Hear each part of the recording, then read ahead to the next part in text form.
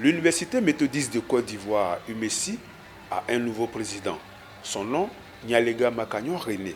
Professeur titulaire de lettres depuis 2015 à l'Université Félix Houphouët-Boigny, René Nyalega a obtenu en 1991 son doctorat en thèse unique à l'Université Paul Valéry de Montpellier III en France, avec la mention très honorable. Ancien directeur de la francophonie et de la coopération culturelle en 2011 au ministère de la Culture et de la Francophonie, le professeur René Nyalega est aussi passé à l'Université de Guyane aux Antilles en 2013, où il fut directeur des études.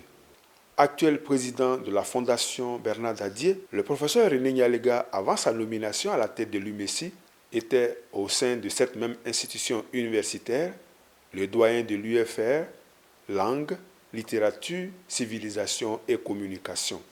Il est auteur de plusieurs publications.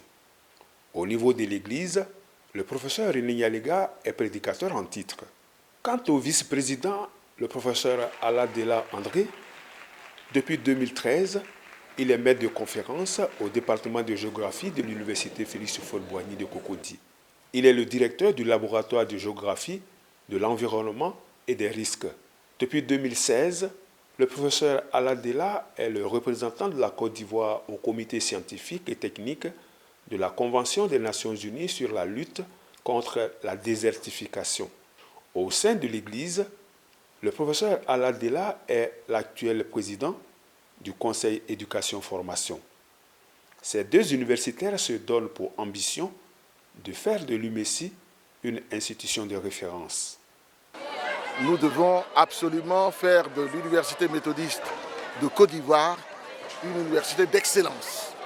Aujourd'hui, tous nos diplômes sont reconnus, mais nous allons travailler à amplifier cela pour que dans cet espace qui est nôtre, on puisse dire que l'Université méthodiste de Côte d'Ivoire est une université de référence reconnue par le ministère de l'Enseignement supérieur, reconnue par le CAMES, reconnu par des universités hors d'Afrique, et dire véritablement que nous avons pour ambition de bien former tout l'homme. C'est-à-dire ici, ce n'est pas seulement l'aspect intellectuel, mais c'est aussi l'aspect spirituel, et donc c'est la totalité qui est prise en compte. Cette cérémonie d'installation de nouveaux responsables de l'exécutif de l'UMESI, inédite dans les annales de l'Église méthodiste unie Côte d'Ivoire, est motivée, selon le bishop Benjamin Boni, président de la conférence, par l'impérieuse nécessité que toute l'Église soutienne plus que jamais l'UMESI. En cette période de relance de l'UMESI, nous voulons partager avec vous quelques idées forces pour avancer ensemble. La première valeur cardinale est l'humilité dans la prière. Cette valeur permet de continuer à apprendre dans l'exercice de nos fonctions. En effet, c'est en continuant d'apprendre qu'on grandit et qu'on réalise les grands projets qui se présentent à l'équipe de direction de l'institution.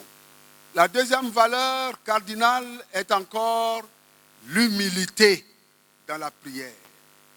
C'est le lieu de rappeler l'importance du leadership de serviteur, à l'image du Christ qui disait « Quiconque veut être grand parmi vous, qu'il soit votre serviteur. Et quiconque veut être le premier parmi vous, qu'il soit votre esclave. » Matthieu 20, 26, 27. La troisième valeur cardinale est toujours l'humilité dans la prière. C'est l'attitude par excellence qui invite à la coopération dans la paix et la compréhension mutuelle. Après le professeur Aouti Salomon, de 2007 à 2012, le très révérend pasteur professeur Owo Nathanaël, de juillet 2012 à novembre 2019, le professeur René Nyalega Makagnon est le troisième président que l'UMESI connaît depuis sa création.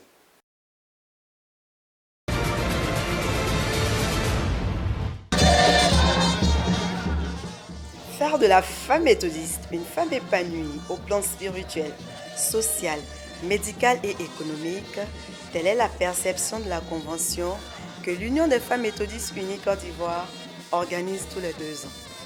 Celle-ci s'est déroulée du 5 au 10 novembre 2019 à Kpass, village du district ordinaire de Dabou, avec pour thème « À la 7e montée, tu verras ton nuage ».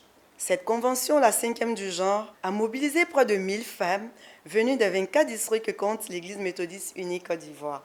Durant 5 jours, celles-ci ont été instruites par des personnes ressources sur l'entrepreneuriat, les nouvelles lois sur le mariage et leur intimité avec Dieu. Ce que j'ai pu retenir de cette convention, c'est comment monter jusqu'au sommet.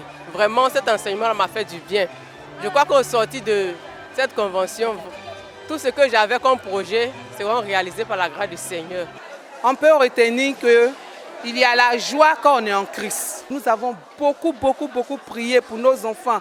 Pour le très révérend pasteur Isaac Bodje, secrétaire de la conférence représentant le bishop Benjamin Boni, cette mobilisation exceptionnelle des femmes dans le village de Kpass est l'expression de la place de choix qu'elle occupe au sein de l'Église méthodiste unie Côte d'Ivoire.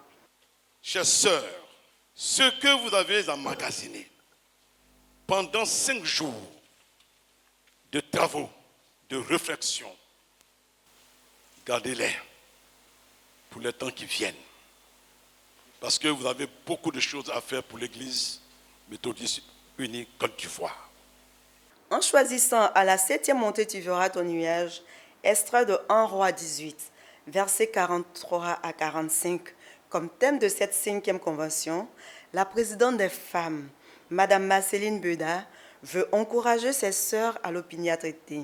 À vous, sœurs de l'Église méthodiste unie Côte d'Ivoire, je voudrais vous exhorter au sortir de cette 5e convention à œuvrer avec foi, amour et persévérance pour remporter les lauriers par des réalisations concrètes de nos projets. Chères sœurs en Christ, la maison méthodiste de la femme doit être construite.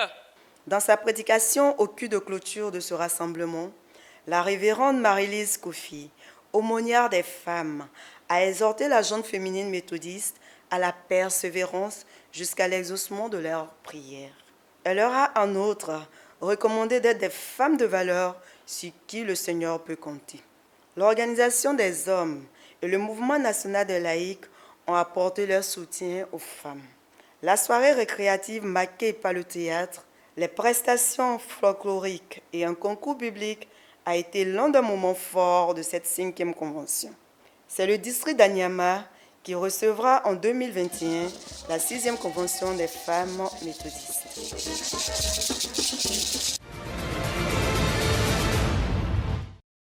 La foi comme un grain de sénévé pour faire de grandes choses. Voilà la recommandation faite à l'endroit de toute la jeunesse méthodiste unie par la révérende Catherine Tropossou, aumônière du département de la jeunesse et des mouvements associatifs. C'était à la faveur du culte de clôture de la semaine de l'organisation de la jeunesse. Semaine du 21 au 27 octobre 2019, marquée par plusieurs activités culturelles et médicales dans le village d'Azito, district de Yopougon. Ce fut aussi le moment pour Nathan Akeble, président des jeunes et son équipe, de faire le bilan des actions entreprises tout au long de l'année ecclésiastique et d'entrevoir les perspectives. Nous avons acquis une voiture de mission pour le département de la jeunesse et des mouvements associatifs. Nous avons également acquis 2 terrains de 300 mètres carrés où nous envisageons 2 choses essentielles. Nous voudrions construire une maison d'accueil pour la jeunesse et nous voudrions investir dans le domaine du transport. Que notre Seigneur Jésus-Christ nous soit en aide. La communauté d'Azito, son président des laïcs en tête, ainsi que le professeur Louis Abois, président national du mouvement des laïcs, ont à cette occasion encouragé les jeunes méthodistes à être des serviteurs inutiles pour prendre leur place dans l'œuvre de construction de l'Église. C'est le très révérend pasteur Esaïe Meher, surintendant du district de Yopougon, qui a traduit à la jeunesse tout l'espoir que le bishop Benjamin Boni, président de la conférence annuelle de l'Église méthodiste unie Côte d'Ivoire, place en elle. La jeunesse de l'Église méthodiste unie est une jeunesse mise à part. Ça veut dire que vous êtes une jeunesse responsable, une jeunesse qui éclaire, une jeunesse visionnaire, une jeunesse qui encadre, une jeunesse qui oriente, une jeunesse qui éduque. Merci pour votre vision, merci pour votre leadership. Dans la recherche du financement de ces activités, l'Organisation nationale de la jeunesse a mis en vente lors de ce culte plusieurs tableaux.